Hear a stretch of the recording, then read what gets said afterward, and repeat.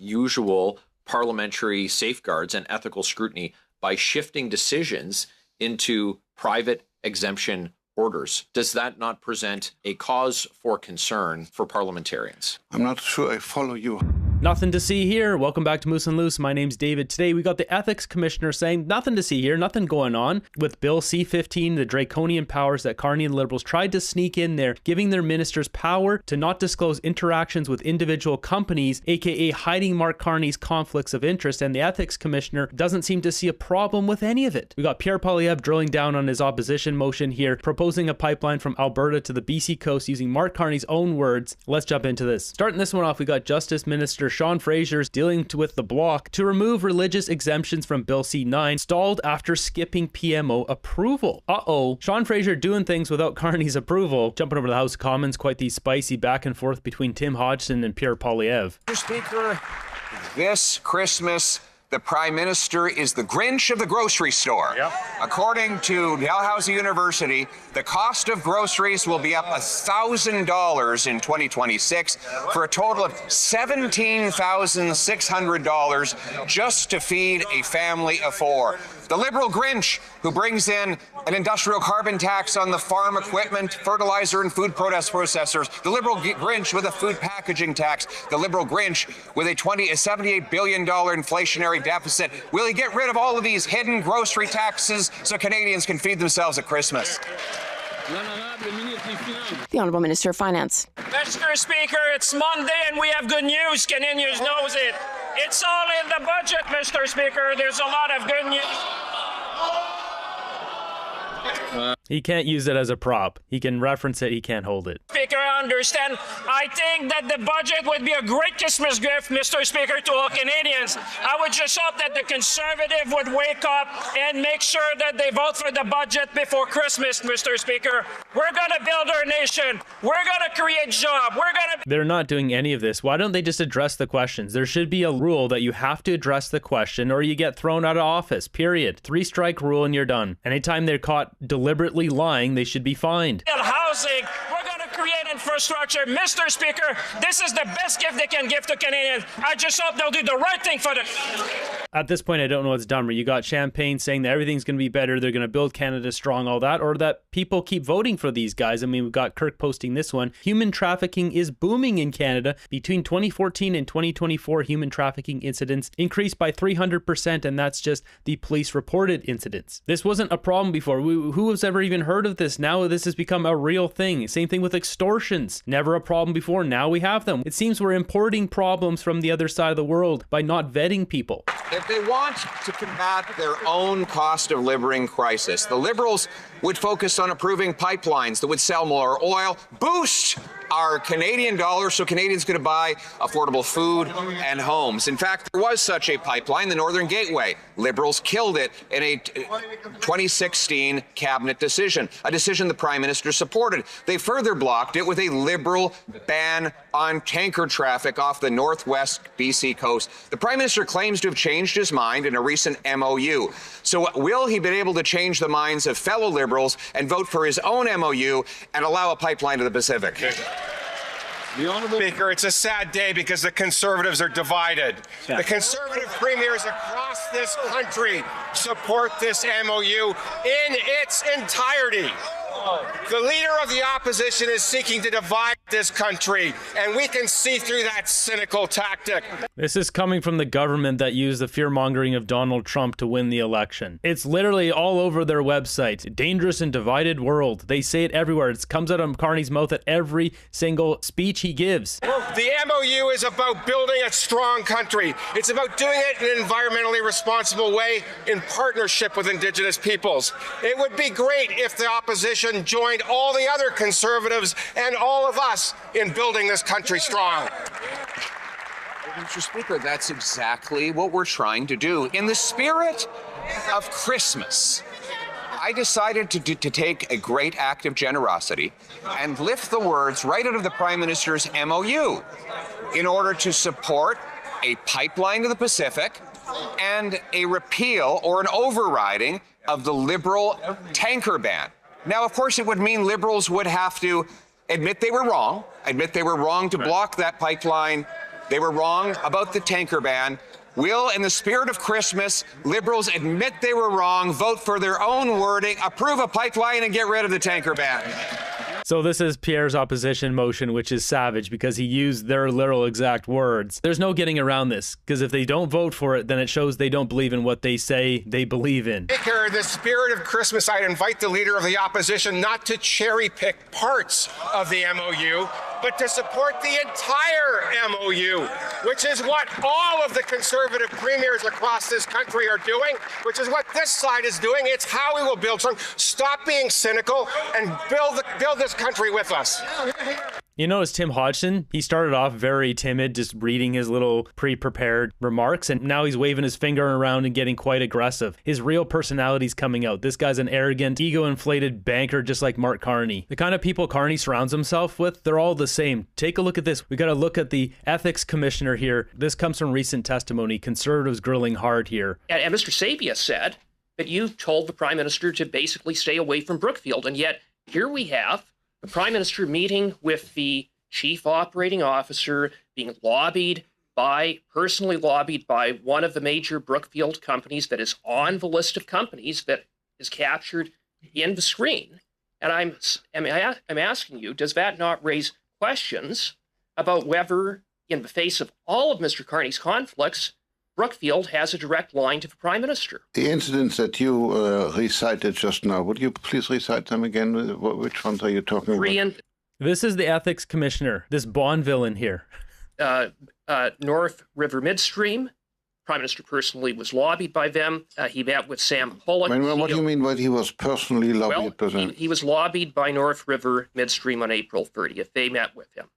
And on May 6th. But I'm sorry, when you say he was lobbied, there's a disclosure of that. Disclosure under the Lobbying Act that they made a representation to Mr. Carney? That's right. Why is Michael Cooper explaining this to the ethics commissioner? They made this, I didn't know about that one. This guy should be well aware of all of this. And clearly he is. He's just playing dumb here. Go on, next one. Mr. Pollock, the CEO of Brookfield Infrastructure, and then in October, the Chief Operating Officer of Brookfield. It's another one of these guys with the Order of Canada pin, too. We also got Michael Barrett grilling this guy. The Liberals' Bill C-15 creates a new power for ministers to exempt companies from federal laws, and this can be done in secret.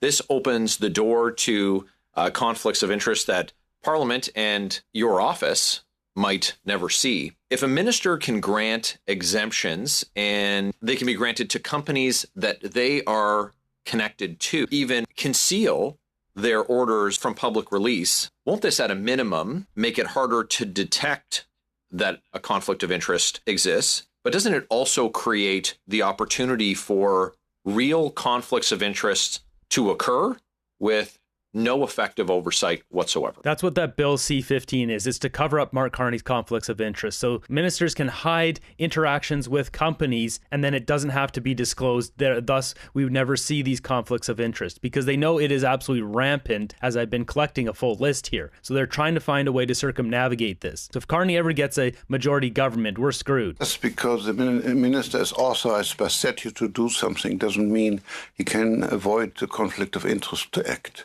If it is part of his function to exempt the company, he can do that. If there, however, is under the Act a conflict of interest, as you suggest in your example, then he has to recuse himself.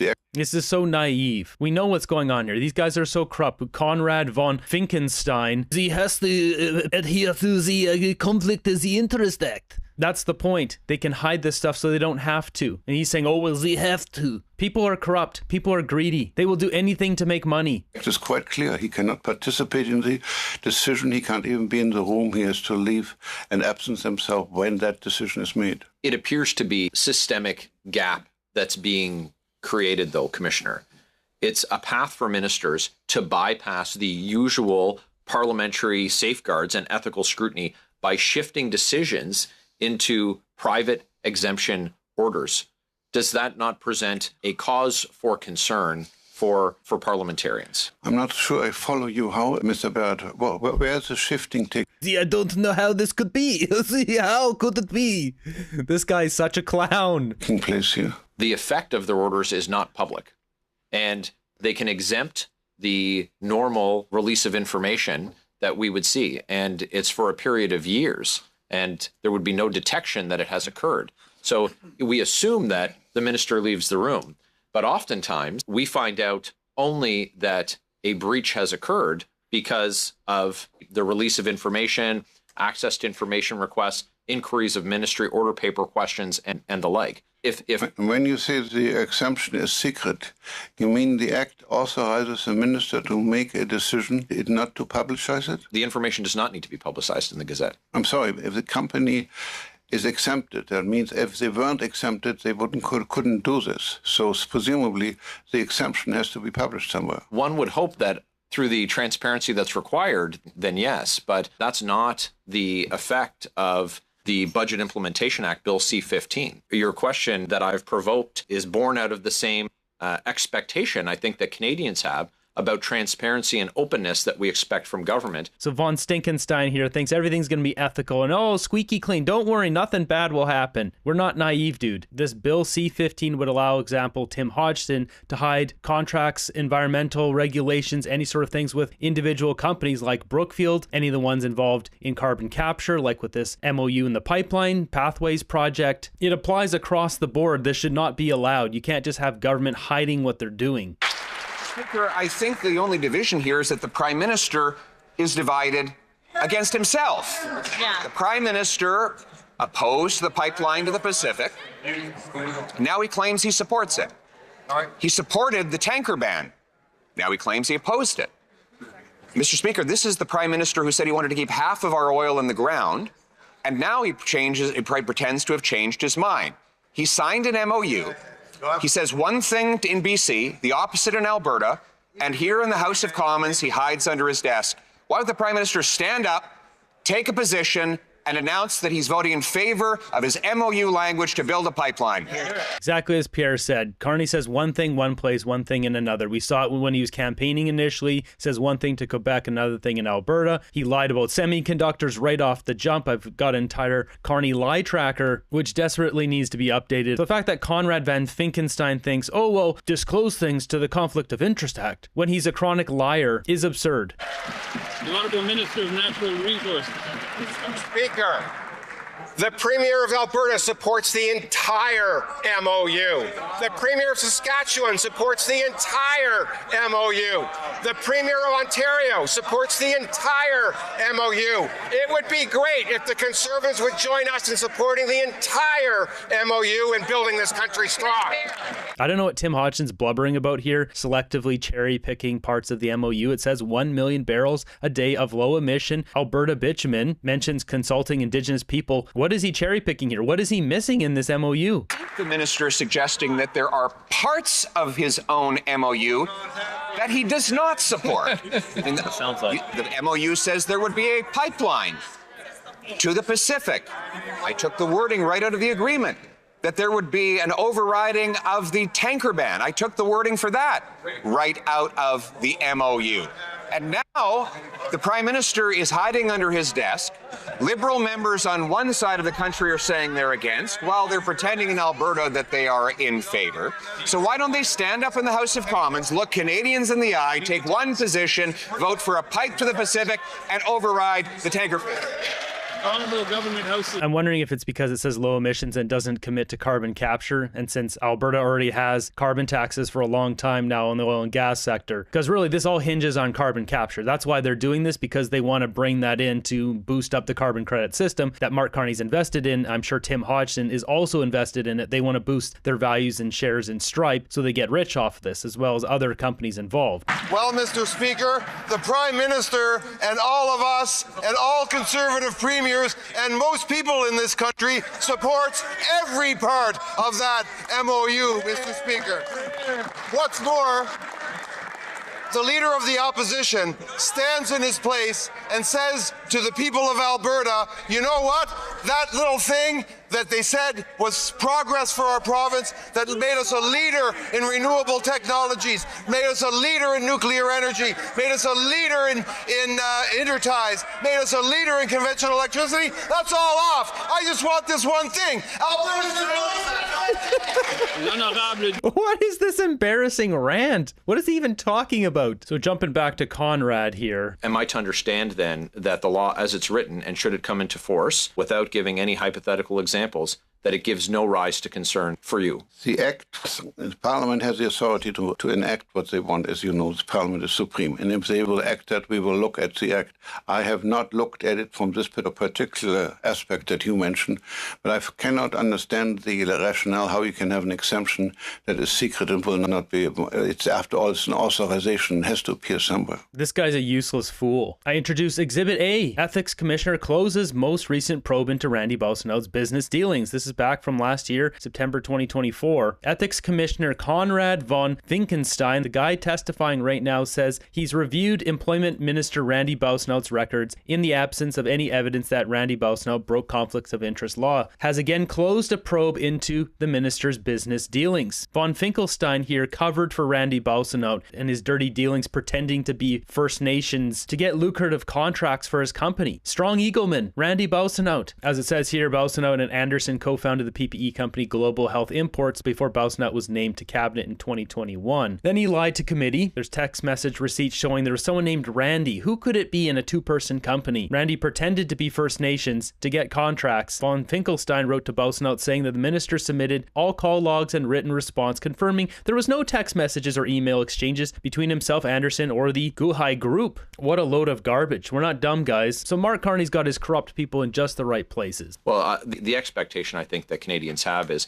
as Parliament is supreme and has passed laws, including the Conflict of Interest Act, the Lobbying Act, access to information laws, that there's no reason for a government to put forward legislation that gives them the opportunity to exempt themselves from all laws except the criminal code. I think that Canadians should be rightly concerned, and I certainly am. What they're doing here should be sending off red flags to every Canadian across the country. I want these crooks out of government, and I will be an advocate against any party that pulls this crap. I'm tired of this and what's happening to Canada. That is well said. Stop this unethical behavior. How is this legal? We don't know. They just keep doing it over and over, sending our money to Ukraine, right in the middle of a scandal of, well, money laundering and corruption, skimming hundreds of millions off the top. And our government decided to send hundreds of millions of dollars more to Ukraine.